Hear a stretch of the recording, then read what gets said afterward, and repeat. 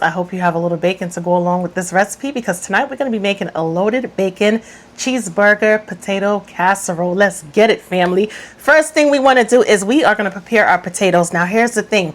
We could simply cut them 1/4 thick, just like this, because we're only going to be parboiling them for about 5 to 6 minutes to get them slightly softened.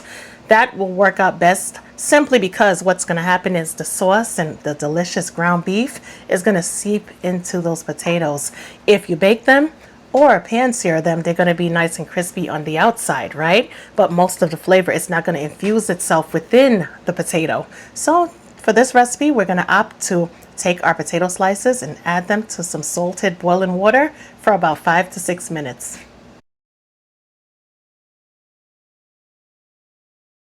I am going to be adding a small drizzle of oil simply because I'm going to be using organic lean ground beef. However, if you are using a cut of ground beef that may not be so lean, like for instance ground chuck, you're not going to have to add any oil. This is only if your ground beef is lean.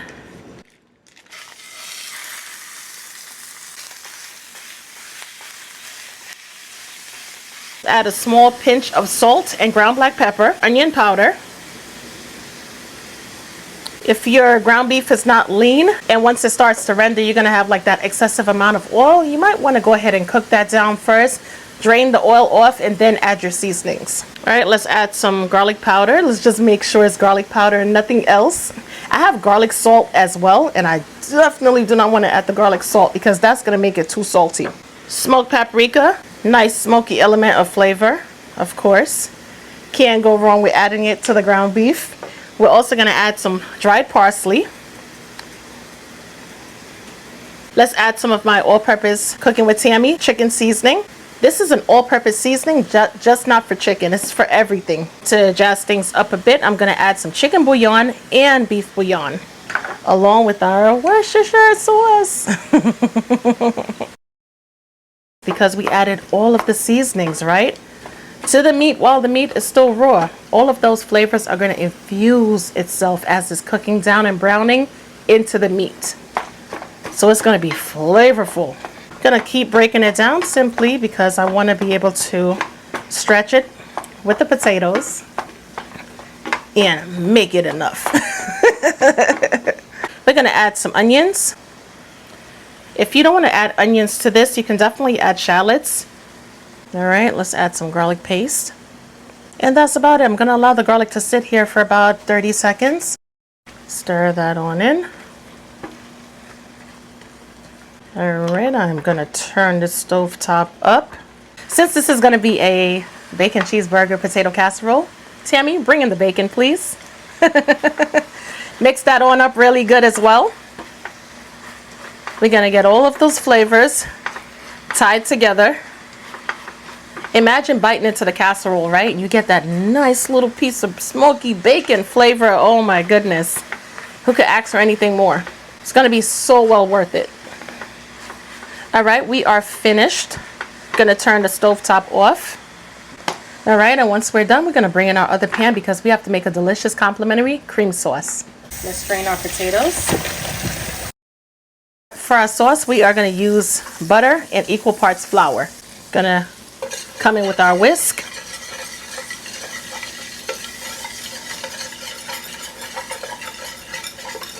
Now here's the thing, for this recipe, if you want to use the same pan, you definitely can. I just didn't feel like wasting time. Well, I'm not going to say wasting time, but I didn't feel like swapping out the meat and placing it onto a separate plate and all the other stuff tonight. So you know what, I'm just going to use a fresh pan. But of course, if you want to, like I said, keep the same pan going, you definitely can. Let's add the remaining flour. We're going to continue to cook our flour for about 30 seconds, right? Allowing the flour to toast up. Now, it's really important that you allow the flour to cook simply because you want to cook that floury taste out of the flour. All right, let's add some whole milk. For a nice creamy flavor, we're also going to add some heavy cream as well. If you don't have that heavy cream on hand, you could definitely use some half and half. And also, it's going to thicken up regardless because we use the butter and flour method, which is going to work as our thickening agent, or should I say thickening base. All right, it's going to work as our thickening base. Once it starts to warm up, you're going to feel the difference in the texture. All right, but in the meanwhile, we could go ahead and add our Cream cheese. Yes, let's add some cream cheese to the mix. You can add regular room temperature cream cheese, or you can add whipped cream cheese, either or. Make sure it is room temperature, so that way it's a lot easier to work with. All right, I'm gonna use this whisk because this is gonna help to speed up this process. I'm gonna go ahead and add some cheese. This is a Mexican blend of cheeses.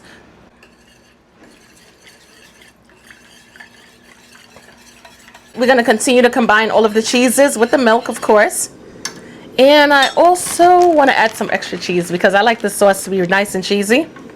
And besides, I have an abundance of cheese right now that I need to use. So now will be the perfect time, right? Your sauce could never be too cheesy. Flame is on low, medium heat because I want the cheese to slowly melt into the cream or slowly melt into the sauce. I don't want to turn it up too much and then cause like the cheese separation where the milk is one side and the cheese is on another. No, that's not what we want. We want a nice, creamy, decadent, smooth textured sauce. Let's add some smoked paprika. All right. Keep that smoky element of flavor going. We're also going to add some regular paprika because not only is it going to provide that subtle flavor, but it's also going to help to enhance the color of the sauce as well. All right. The other thing I'm going to add is some garlic powder. Get that in there as well. And of course, for that flavor booster, Cooking with Tammy all-purpose seasoning. I'm gonna combine everything together. Gonna turn the stove down at this point in time. No need to rush. Take our time and combine everything together. All right, we're gonna use our 9x16, 9x6, what am I talking about? We're gonna use our 9x6 casserole dish today, 9x16, yeah, right. Anyway, I'm gonna hit it off with some non-stick cooking spray. If you have any grease on hand, bacon grease reserved or whatever, you could add it to the casserole dish as well. Take our potatoes and we're just gonna take our time and layer it into the casserole dish. And at some point, we may just overlap some of the potatoes. It's not a problem if we do, especially if towards the end we have a lot of potatoes going on in the pan. Might as well, right? We're not going to toss it. We're not going to let it go to waste just because we ran out of space. Stack them on top of one another and let's go. Just going to fill up those little spaces. Let's add some meat. Ground beef, here we come. Ground beef and potatoes, you just can't go wrong. Not at all. I'm gonna use my spoon to spread the ground beef onto the potatoes. Okay, this is great. Let's go ahead and add some more of our finely crumbled bacon. We're gonna go in and we're gonna add some of our beautiful sticky cheese sauce, okay? This is gonna be cheesy and delicious. And the cheese pull that you get from your sauce is going to depend on the type of cheese that you used. If you don't know, mozzarella cheese is very stringy, okay? Very stringy. As I said earlier, since I have a lot of cheese, I might as well use it up. So we're going to go ahead and add some cheese to the top. All right, that's perfect.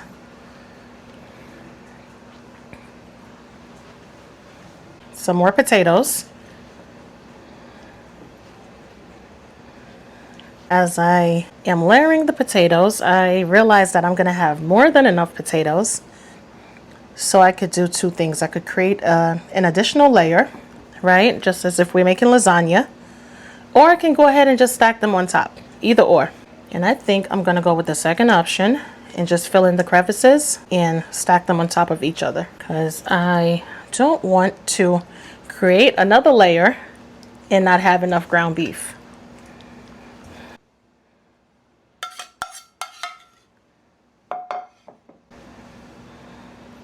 Same thing applies. Let's just spread the meat onto the potatoes. Some more bacon. All right. And more cheese sauce.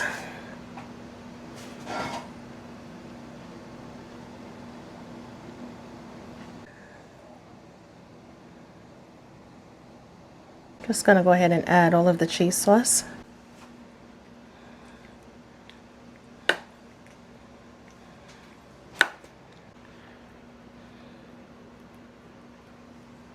All right, tell me what you think so far. This looks amazing and it smells absolutely delicious. It smells really good. This is definitely going to be one for the cheese lovers out there, I'm telling you. Definitely for the cheese lovers. We're going to finish off with our bacon. Add those bacon bits. Correction. Casserole dish 9 by 13, not 9 by 6, not 9 by 16. I don't know what I'm talking about, okay? But nevertheless, we're going to preheat our ovens to 375 degrees Fahrenheit. We are going to cover it down with aluminum foil for about 55 minutes. Once we're done, we're going to remove the aluminum foil and cook it for an additional 10 to 15 minutes or until it's nice and bubbly and crusty. Make sure you clean those casserole dishes off. Do not put a dirty casserole dish into the oven and set off the smoke alarm, okay? And in this situation, like I said, I'm going to cover it down with aluminum foil, but I am going to be careful because I don't want the topping to be removed once we remove the aluminum foil. I'm going to create like a tent in the middle, so therefore it doesn't touch the topping. And that's just basically it, my loves. Oh, also, I know I love to give tips, okay? That's just what it is, because I want your whatever it is that you're making or whatever it is that I'm showing you to make to come out perfect. Also, if you have a large size pan, baking pan, or should I say baking sheet, place that on the bottom of this, so therefore if there's any spillage, it's not going to mess up your oven. And guess what? It is time to eat, okay? It's been about that time. I allowed it to sit out of the oven for about, I want to say about 30 minutes, simply because I did not want to cut into it too soon. Check it on out. This is gorgeous. The potatoes, they definitely held up. And without further ado, let's eat. Oh, it's nice and creamy. Oh my goodness. Take a big bite.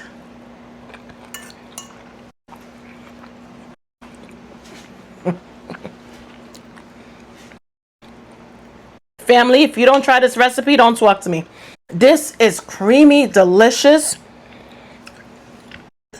Listen. Woo! That burger meat.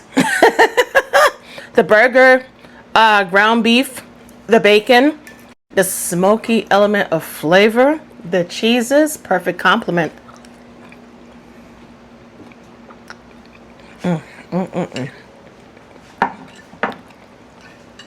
And those buttery potatoes are cooked to perfection. Oh my goodness. Definitely create this recipe.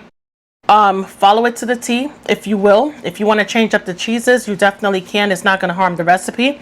But this loaded bacon cheeseburger potato casserole is definitely a win-win. If there's any picky eaters out there, trust me, you're going to appreciate this recipe. Don't forget to get my seasonings at cookingwithtammy.shop. Also, check out my other store, royaltyprincessgems.com. I got stuff on there for the little kids, of course. And with that being said, I would definitely catch you guys in another video. I'm about to dish this delicious casserole out to the fam. And that's about it, my loves. I catch you guys in another video. Talk to you later. Bye, guys.